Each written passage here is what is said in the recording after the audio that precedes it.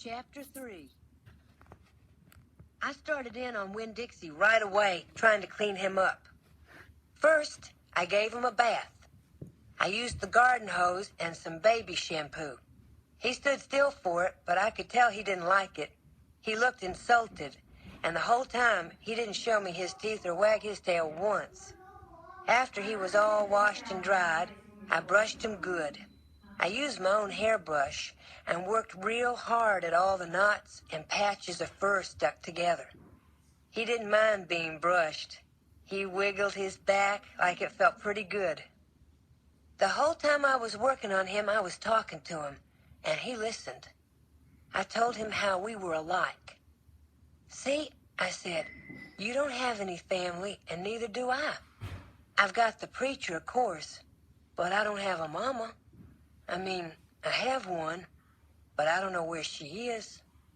She left when I was 3 years old. I can't hardly remember her, and I bet you don't remember your mama much either. So we're almost like orphans." Winn-Dixie looked straight at me when I said that to him, like he was feeling relieved to finally have somebody understand his situation. I nodded my head at him and went on talking. "I don't even have any friends because I had to leave them all behind when we moved here from Whatley. Whatley's up in North Florida. Have you ever been to North Florida?" Winn-Dixie looked down at the ground like he was trying to remember if he had. "You know what?" I said. "Ever since we moved here, I've been thinking about my mama extra hard, more than I ever did when I was in Whatley." Winn-Dixie twitched his ears and raised his eyebrows. "I think the preacher thinks about my mama all the time, too. He's still in love with her. I know that, because I heard the ladies at the church in Whatley talking about him. They said he's still hoping she'll come back. But he doesn't tell me that. He won't talk to me about her at all.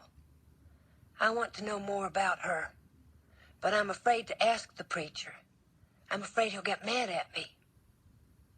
Winn-Dixie looked at me hard like he was trying to say something.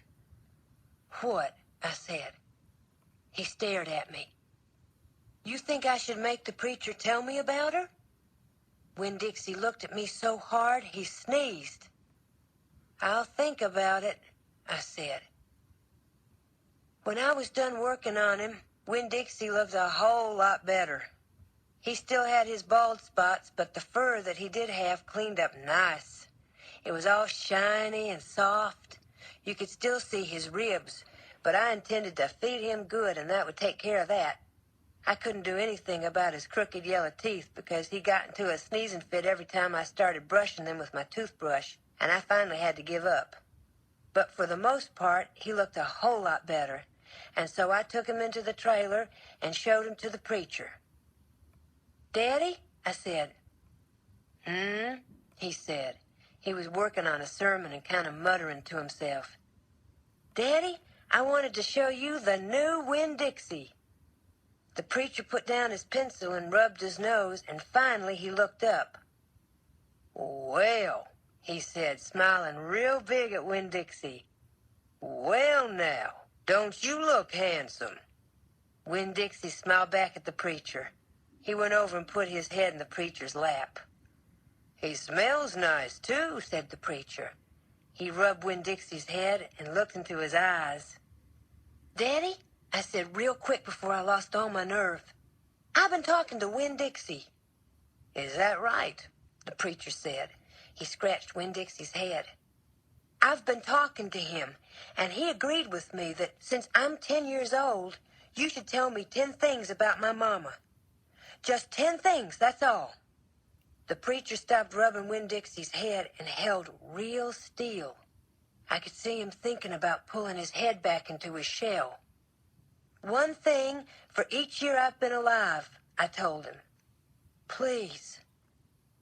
Winn-Dixie looked up at the preacher and kind of gave him a nudge with his nose. The preacher sighed. He said to Winn-Dixie, "I should have guessed you were going to be trouble." Then he looked at me. "Come on, Opal," he said. "Sit down, and I will tell you 10 things about your mama."